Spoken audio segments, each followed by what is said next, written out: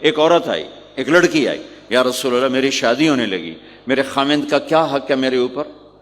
دونوں طرف کی میرے نبی نے زندگی سکھائی۔ میرے نبی نے فرمایا تیرے خامند کے جسم پہ پھوڑے نکل آئیں، پھوڑوں میں گندا پانی جمع ہو جائے، پیپ جمع ہو جائے، اور تو زبان سے چاٹ چاٹ کے اس کے زخموں کو دھوئے، تو بھی تو نے اپنے خامند کا حق ادا نہیں کیا ہے۔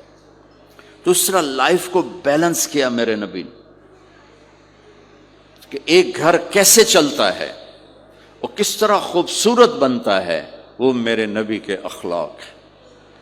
آپ سب سے ایک بات کرتا ہوں، برداشت کرنا سیکھ لیں، زندگی خوبصورت ہو جائے۔